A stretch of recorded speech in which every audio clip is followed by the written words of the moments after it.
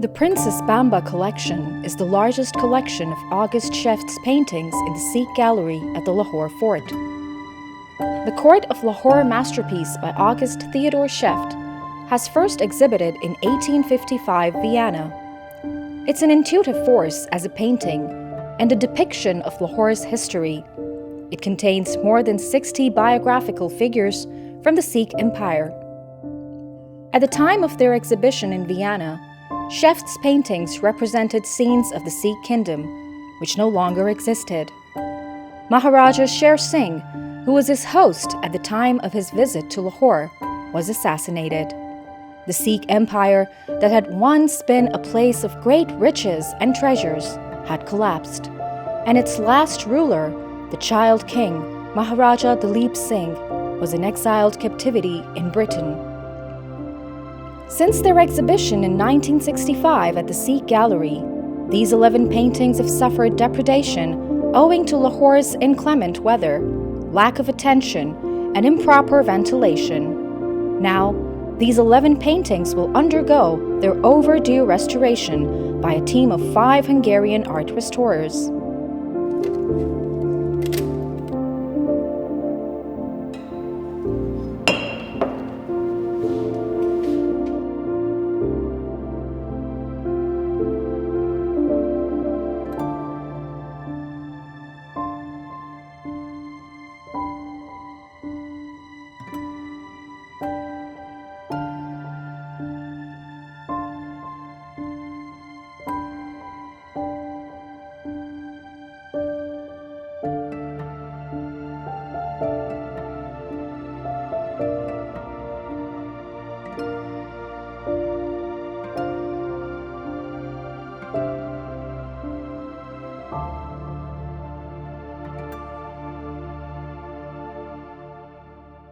I'm Erika Sokan, art conservator from Hungary, and I'm here to take part in this extraordinary conservation project in Lahore.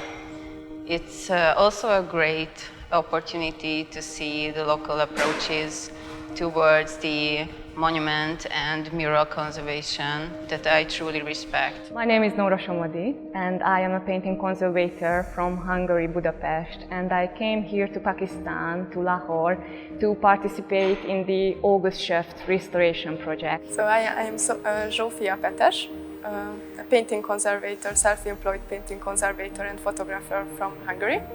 I studied 6 years long in the Hungarian University of Fine Arts in Budapest.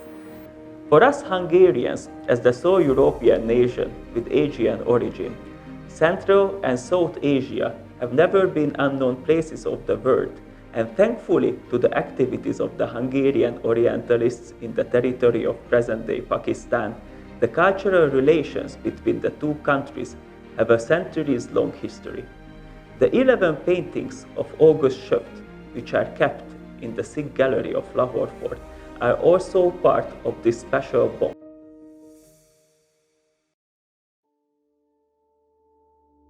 The first step of starting any conservation project is condition assessment.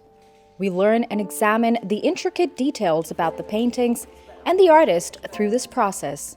The goal is to get close and look deeper into the layers of the painting and understand the intentions of the artist, its historical significance, condition, deterioration of materials, and what the painting consists of.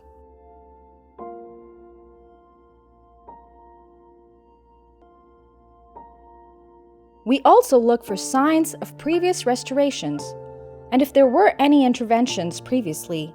We start by taking measurements, listing down all the damages, recording, noting down labels and inscriptions, trying to find out what happened with the painting in the past. First, condition assessment starts with the photographic examination in the normal light and raking light from the front and the back sides of the paintings. We use special macro lenses and cameras to achieve higher magnification and to see the layers and the deterioration phenomena from a closer point of view.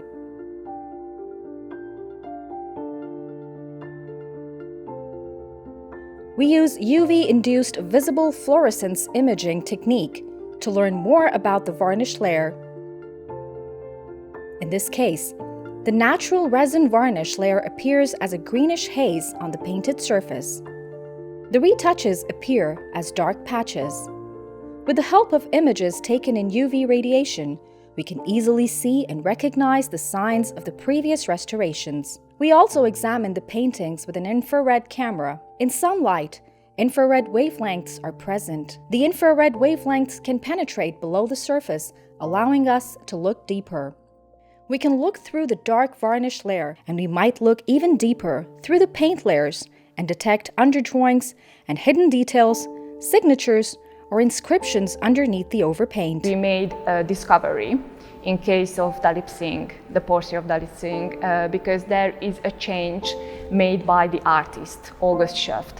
It's called pentimento, what means it's a change of mind.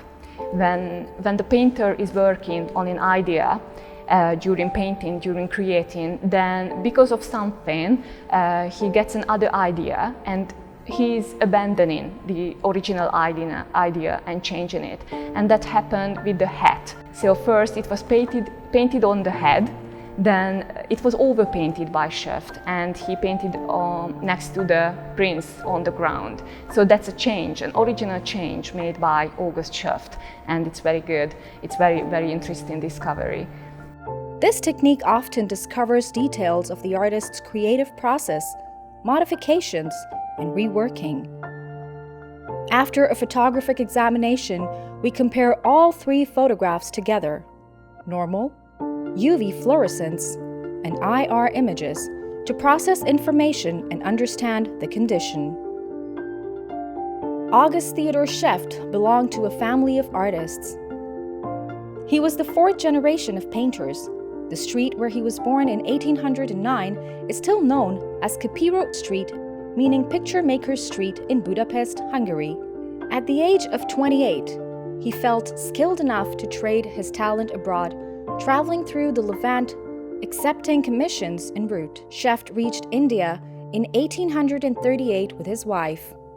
Armed with a little bit of introduction through his host, Dr. Honigberger, Schoefft traveled along the Ganges from Kolkata to Benares, Delhi, and Amritsar. Then he finally reached Lahore in 1841 at the court of Maharaja Sher Singh. Maharaja Sher Singh asks for a portrait to be done. It's the evening, and so Schoefft says that the light is not good enough, so perhaps I'll do it tomorrow morning if I may come back.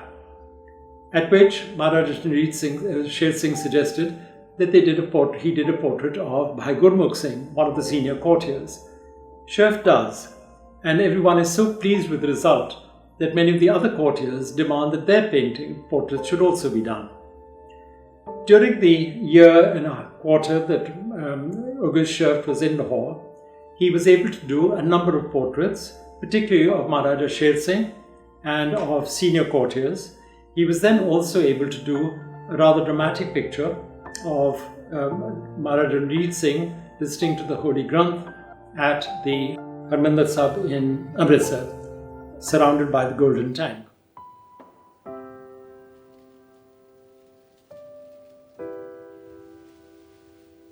Before we can start to take the painting off the stretcher, flaking paint needs to be secured.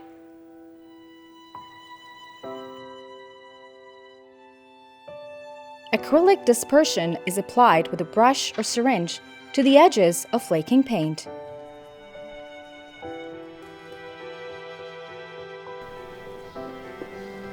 Fixing is undertaken where paint loss and flaking have occurred.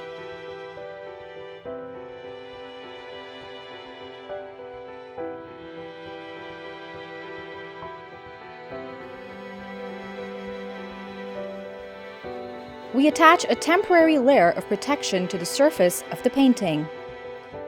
A reinforcing material is attached to the surface of the painting to protect the paint layer during the restoration process.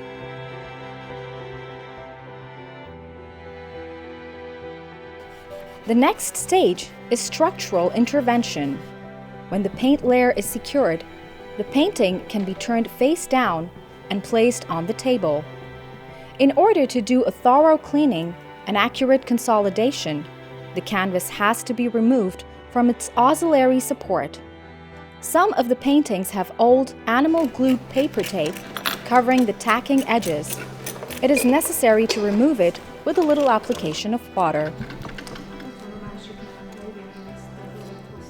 Once the tacking edge is cleaned, nails can be pulled out from the edges with the help of pliers.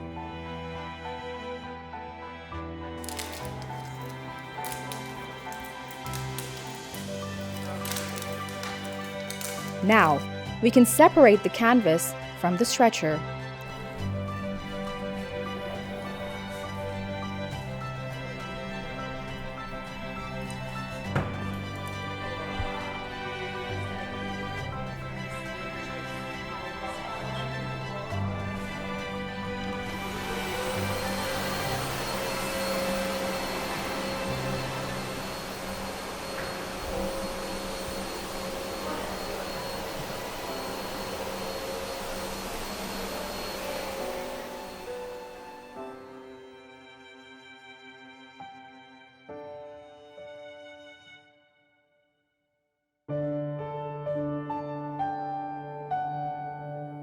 Once the paintings are separated from the stretcher, we can start to work on the back of the canvas. First, we remove dust with a vacuum cleaner. Then, we use brushes, special sponges, and scalpels to remove dirt.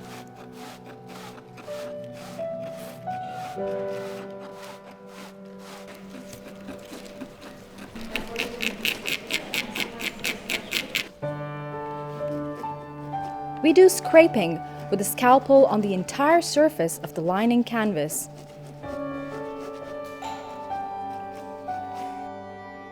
So it's called mechanical cleaning in a dry way. We are not using any wet solvents. And with scalpel, it's just good to remove this surface dirt if it's on the canvas. And you can't remove it with hoover or brushes. Then you take your scalpel and you scrape it off from the back.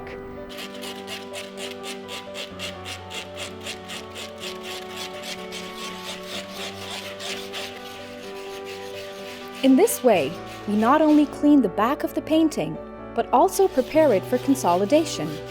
So the consolidation material can penetrate through the old lining canvas to the original canvas and to the paint layer.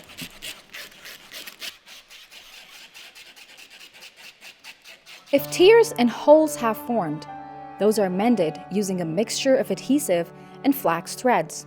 If needed, a piece of shaped and frayed new fabric is inserted into the losses of the original canvas. After cleaning and repairing tears, impregnation is done from the back with a heat-activated lining adhesive material.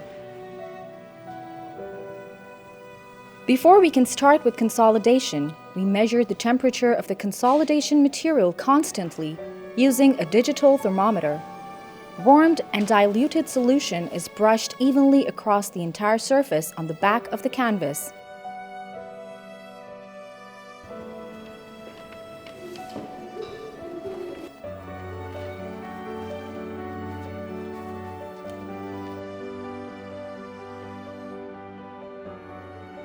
If there is a good bond and a good connection between the original canvas and the lining canvas, because the lining canvas is a secondary support layer attached to the back of the original canvas, and if adhesion is good enough, there is no reason to remove it. So in some cases we decided to keep the old lining canvas, and in some cases we decided to remove it. If it was detached from the original canvas, it needed to be removed and changed and relined with a new canvas, new linen. Once the consolidation material has dried, heat and pressure are applied with a heated iron through a silicone-treated paper.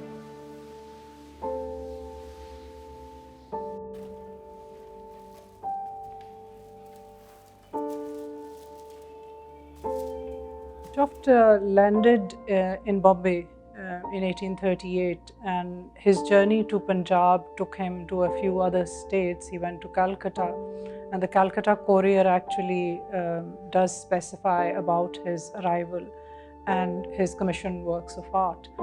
He also went to Kapurthala, and his paintings, commissioned art over there still remains, and it's part of the legacy available to date. Other than that, when he came to Punjab and when he landed in Lahore, he was looking for, and he found within Maharaja Sher Singh someone who was willing to support his art and look at his paintings and his work from a different perspective. Schoefft's work has to be judged not simply from its technical expertise. He was extremely skilled at, for example, painting embroideries, embroidered clothes, rich garments, pearls, jewelry, etc. He had a weakness for that. Not just simply from the technical competence, but from his eye to be able, on a canvas, to be able to convey what was the historical relevance of the subject and of the painting in its historical context. That, I believe, to be the signature of August Schoefft.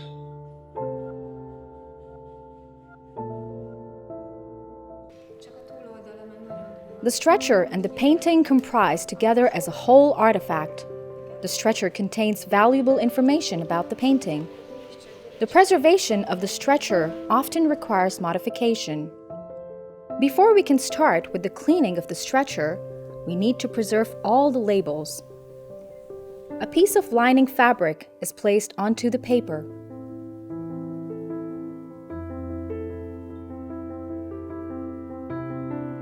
We then apply moisture coming from a hydrogel because the water-soluble adhesive is used previously when they were attached to the wooden bars.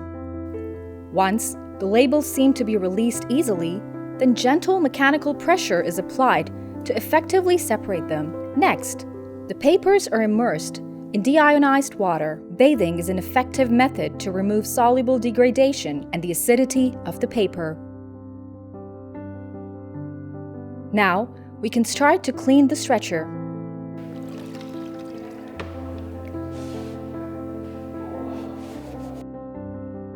First, we clean the thick layer of dirt with a vacuum cleaner and brushes. Then, we use a damp sponge to clean the excess animal glue. The wooden bars are then consolidated. Cracks, gaps, and losses are fixed and filled. All the paintings, the 11 paintings, don't have the same structure of stretcher. Some of them has a very professional, nice stretcher, what is adjustable and keyable, and have a beveled edge, a beveled face of the wooden members. And that's very good because the canvas can't touch the bar. Two of the paintings, for example, the portrait of Bahadur Shah Zafar, the last Mughal emperor, had a strainer. A strainer is not keyable and not adjustable, and all the wooden members had a flat surface. So the slackened canvas was lying on the stretcher bars, and a stretcher mark appeared. So what is not very good. That's why we decided to change and replace that strainer and replace it with a newly made, reconstructed stretcher, what is keyable, adjustable, and much safer for the future of the painting. Before stretching, the structure of the auxiliary support needs to be stabilized. Modification of the mortise and tenon corner joints is carried out. 4 new slots are created and carved into the plywood to use them as new key beds. The most interesting, I think, aspect which I find fascinating also is that a lot of the paintings, and especially the Court of Lahore, he did not paint while he was here. But he did make a lot of sketches, and while he was making these sketches, and which he took back with him and which don't seem to have a trace left anywhere, they were able to provide him with a lot of treasure of imagination. So when you look at the court of Lahore and the 64 plus characters that you see within that painting and the details that are written by him in the notes of the Vienna 1855 exhibition, they show you from another perspective, not from an artist's perspective only, but also somebody who is looking inward from an outward perspective and looking at and commenting on the life, on the habits, on the dietary habits, or on the culture, on the different faiths. So the notes become very interesting actually when you look back and see how the interaction of different people within the painting also is elaborated in a very interesting way. The Court of Lahore by August Schoefft is the largest of all the canvases. The composition of the painting is such that the placement of each figure represents his role at the Sikh court. The Maharajas sat with their kins, assassins were linked to their victims, and the Muslims, Sikhs, and Hindus mingled in an interfaith congeniality. Sher Singh, who was his host, was an Anglophile ruler. His patronage of Schoefft explains why, in the court of Lahore, Sher Singh is given such importance. He is shown on horseback, accompanied by his young son, Pratap Singh. During his stay at Lahore, Schoefft made a number of sketches of many characters of interest, such as the Bearing Fakir, an ascetic who claimed to be able to survive being buried underground for days on end. The assassin Ajit Singh Sandhawalia is shown looking up at his victim Sher Singh. He stands back to back with his mortal enemy and next victim, Raja Dhyan Singh. Similarly, in a shadow next to Pratap Singh is his assassin, Lena Singh Sandhawalia. Over the last 2 centuries, the painting bore its fair share of damages. The old retouches from the previous restoration have become discolored. The natural resin varnish also became dark and yellow. In the upper left corner of the painting, flaking, tinting, and loss of the paint layer has occurred due to shrinkage of the canvas, which happened due to water damage relating to roof leakage. As a result, tide line is left on the painted surface and on the back of the canvas. Significant distortion of the canvas has occurred along the lower edge. Slack-end canvas has resulted in a bulge in the lower area that cannot be resolved by keying out. The obvious decision is made. The painting has to be restretched to achieve its original tautness. To achieve that, the painting must be taken off the wall, dismounted in a horizontal position, and restretched to achieve its original tautness. After weeks of careful planning, we were finally ready to uninstall.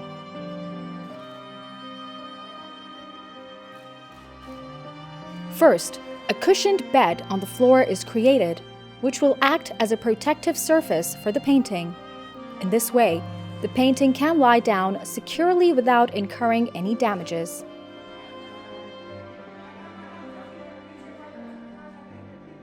The first goal is to put the painting down on the floor.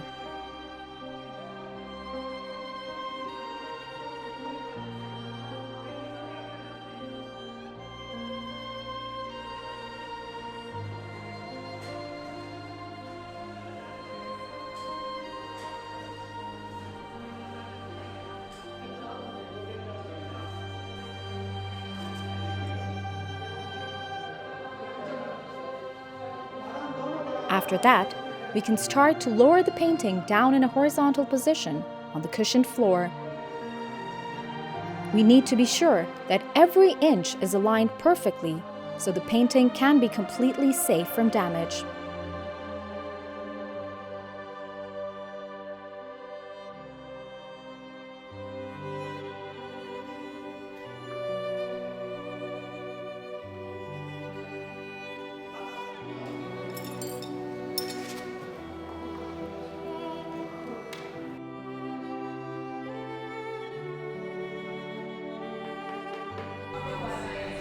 We remove all the nails, Then, we separate the canvas from the stretcher.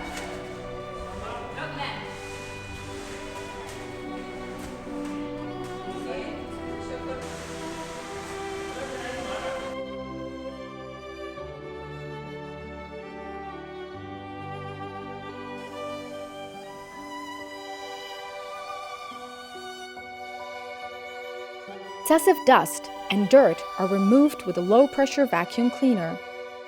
The original tacking edges are not strong enough, and they are detached from the lining canvas where they are needed to be glued together. We then use canvas strips to reinforce the edges. Often the edges of a canvas are more prone to damage than the surface area of the canvas. Rust nails can affect the margins and the edges can become abraded.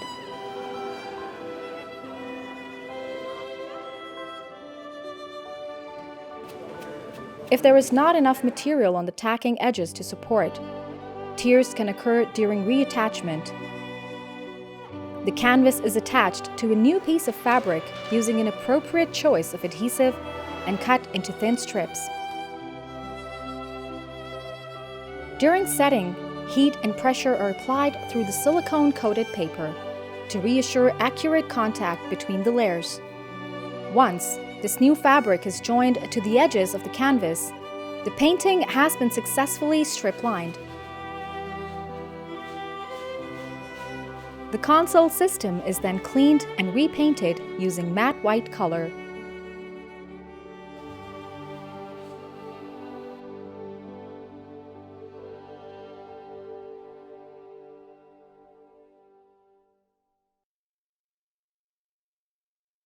In 1780, a man was born in the Sukhothaikia Misl, which was one of the clans amongst the Sikh community, who then at the age of 12 in 1792 became the head of his Misl, the Sukhothaikias.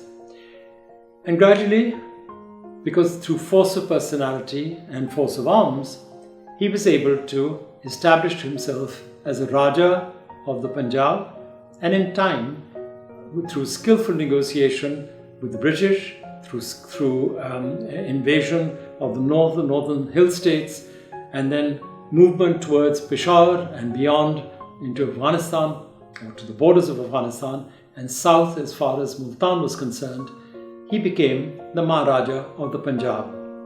The significance of this was that it was the first time in 5,000 years of history, never before and never subsequently, that the Punjab was a nation state. And Maharaja Ranjit Singh's great quality was that he gave an identity to what we call Punjabiyat, where the Punjab, as I've said, became a nation state. And under him, he was a very prudent man. If he spent any money, it was primarily on horses, on jewelry, on his army, and he had one of the finest armies that the British East India Company feared. During reattachment, we want to have a good level of tension on the canvas to avoid distortion. We reattach the canvas to the stretcher bars with staples.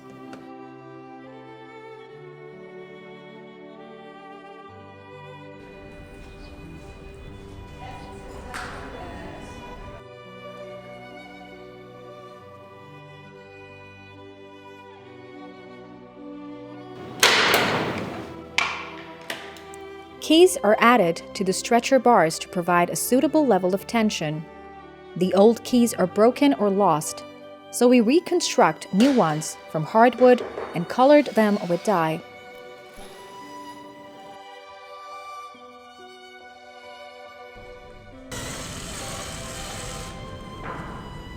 Because of structural problems with the Lahore court painting, it is decided that we replace the 2 wooden crossbars of the rabbit frame and add 4 more elements in the corners. The half-lap joints of the crossbars are carved out with chisels. 2 new members of the rabbit frame are constructed from hardwood. The wood is then shaped by design with several tools to obtain the desired dimensions and 4 new elements in the corners.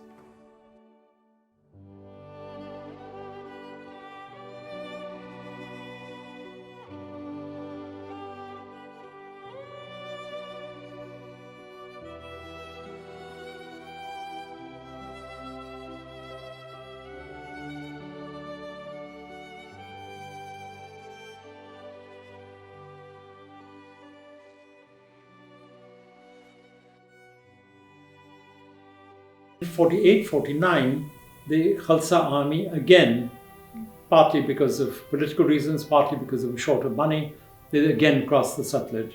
But this time, the British took over and annexed the Punjab formally. And the Punjab as a state, as the state that had been founded and established by Maharaja Ranjit Singh, collapsed. It disappeared. And then the Punjab became part of British India. It was a sad ending to what was a glorious period of Punjab's history.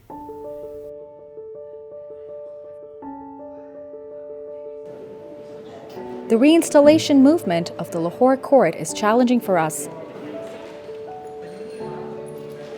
because we have to work out all the statistical details beforehand. So a drawing plan is crafted to explain the movements step by step. First, we lift the painting from a horizontal position to a vertical state with the help of ropes. 1, 2, 3.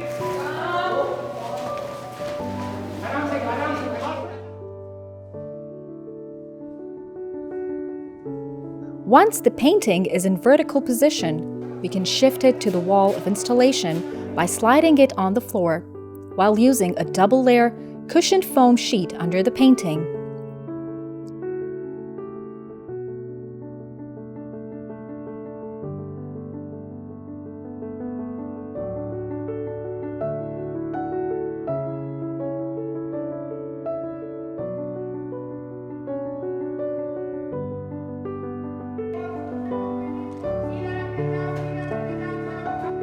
Then we lift the canvas up to the holding device with the help of ropes and pulleys.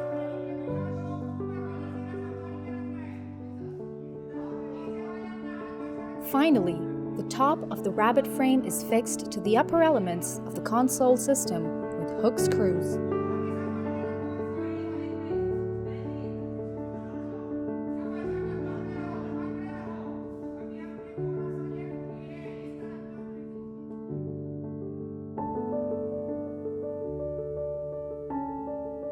So when we already reattached the painting to the stretcher, we can just start to work on the painted surface. Previously, at the beginning of the treatment, we attached a temporary protection layer of white fabric on the painted surface. So that's what we removed.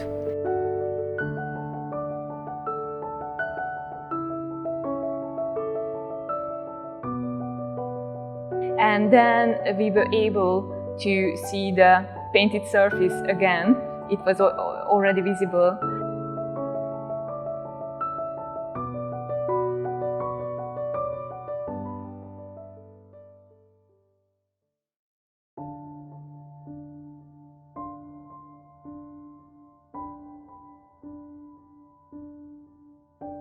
Over time, natural resin varnish has turned yellow and dark, altering the visual impact of the artwork. An essential step in conservation is to remove the yellowed and darkened varnish layer to reveal the original colors of the painting and allow the artwork to be seen as it was originally intended. At this point, what an art conservator takes away can never be returned. We have to be extremely careful and not damage the original paint layer. A properly trained and experienced conservator can distinguish original paint, overpaint, and retouch. They use their scientific knowledge to choose the right solvents, and they always keep the collected information in mind. Just like UV fluorescence and infrared images were taken during the damage assessment phase. The solvent testing clarifies what solvents and materials to use for the removal of varnish without harming the original paint layer. We are using cotton swabs and organic solvents to uncover the true colors of the painting. We are just removing the varnish layer from layer to layer with solvents, but we don't want to reach immediately the original paint layer. That's why we are using just mild solvents, and just to be sure it's safe for the original paint layer. step by step, but there are still old retouches and overpaint, unfortunately a lot. And there is actually a very nice discovery. There was some overpaint as well on the painting. So actually there in that side, in the shadow area at the bottom, this bird here was totally overpainted. It was not visible. There was a layer of black paint on the top. So we removed that black paint because obviously that was done by someone else much later. The connection between Maharaja Dalip Singh and Hugo Schoefft remained even after the sale of the paintings in 1863, because we have evidence that in 1871 Dalip Singh commissioned Hugo Schoefft to do a portrait of Dalip Singh's second son, Frederick. It's a charming picture which shows Frederick at the age of about 3 or 4. The paintings remained in Dalip Singh's family and were then, after his death, were inherited by his son, who then, after his death, bequeathed them to his sister, Princess Bamba. Princess Bamba was married to Dr. Sutherland, who was in fact the principal of the veterinary college at Lahore. She moved to Lahore after 1947, in fact I think in 1951, and lived in Model Town. And when she passed away in 1957, she bequeathed this large collection of paintings by Schoefft to her secretary, Peer Karim Supra, who in turn sold them to the Pakistan government, and they have been on display ever since. The quality of the paintings was superb, and they represent not simply the best workmanship of Schoefft as such, and not simply the largest collection that we have of Schoefft's paintings, but they also represent, on a canvas like the court of Lahore, the entire political machinations of the Sikh court in the period that followed the death of Maharaja Ranjit Singh in 1839. It's a tour de force as a painting and as a historical chronicle on canvas of that period of Punjab's history. At this point of the treatment, the losses need to be filled. First, we overfill the gaps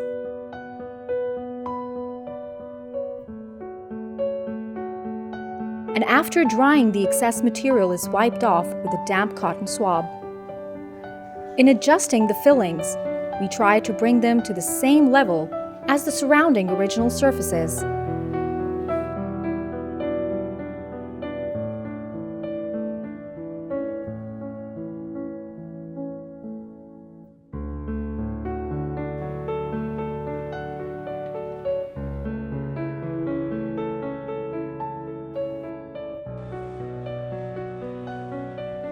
Before varnishing, we add a layer of base color to the filling using watercolors.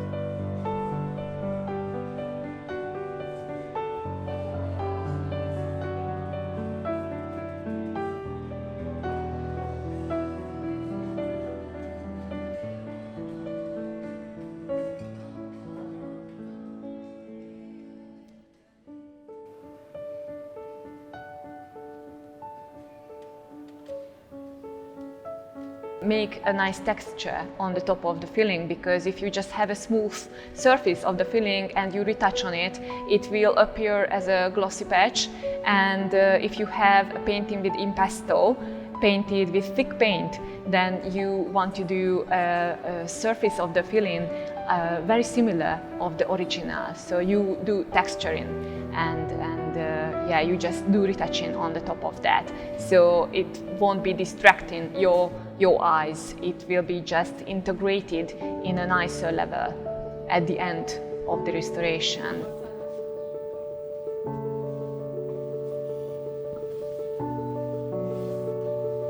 Without a new varnish layer, the cleaned painting appears rather matte and desaturated.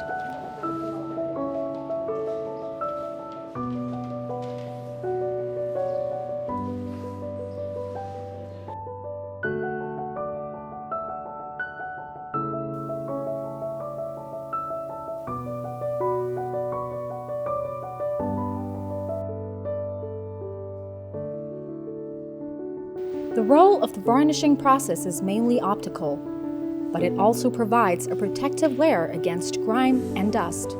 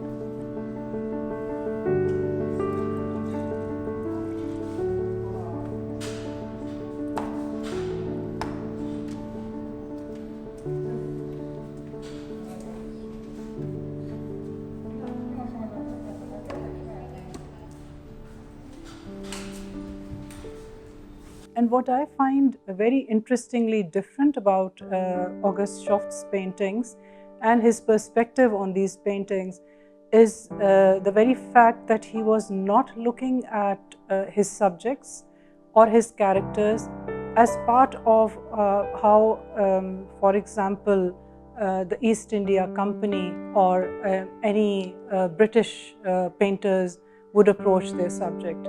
But the greatest tribute to Schoefft's talent is this magnificent collection that we have in the Princess Bamba Gallery. And it is of paintings that have been done by him, which are portraits as well as landscape scenes.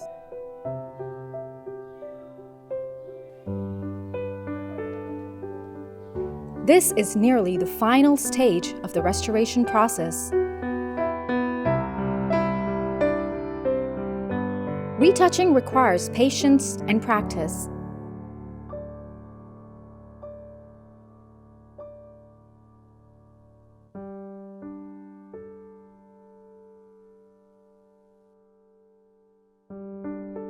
The key is not to overdo the process.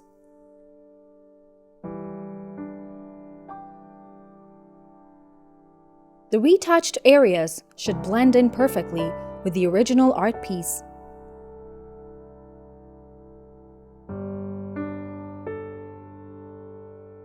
If we retouch too much, the repaired areas will look different from the surroundings. So we have to feel our way through the process.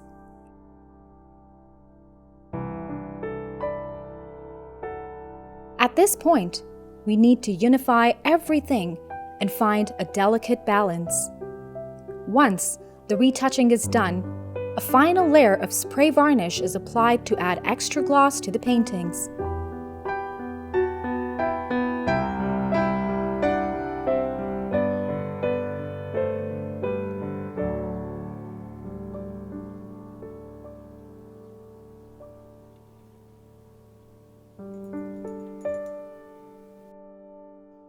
The final outcome of restoration should not be a radical transformation.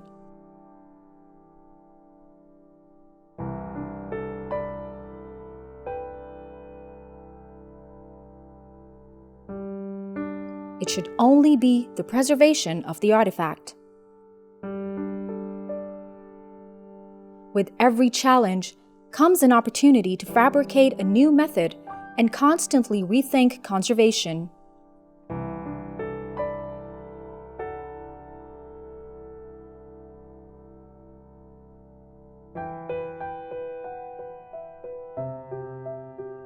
These paintings by August Schoefft have traveled a long journey. They have lived through their fair share of damages and trauma.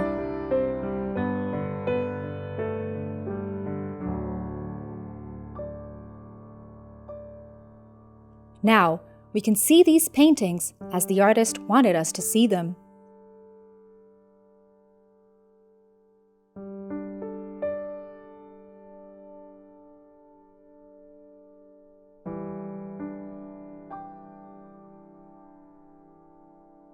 The gaze of the portraits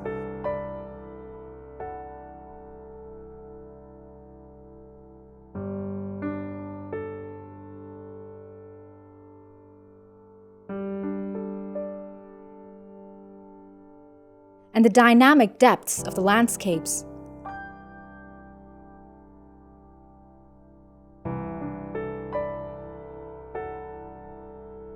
All this incredible realism, this monumental grasp of history,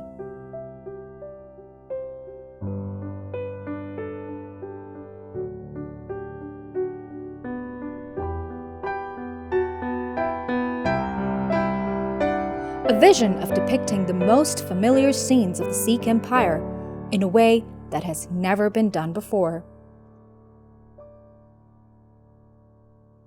We can see a glimpse through time thanks to a canvas in a museum in the Lahore fort.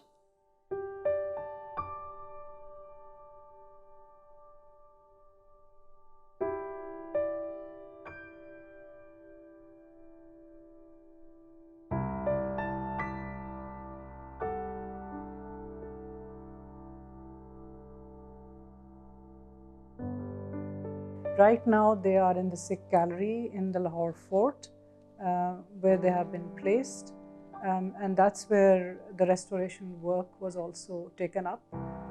After the restoration, the inauguration has also been conducted, and it is very much available for the public to have a look at and to see and to appreciate the glory of what was Punjab at that time, at the time of Maharaja Ranjit Singh, Maharaja Sher Singh, how resplendent and how magnificent that legacy for this area and this region remains, and it's something that we can all connect with.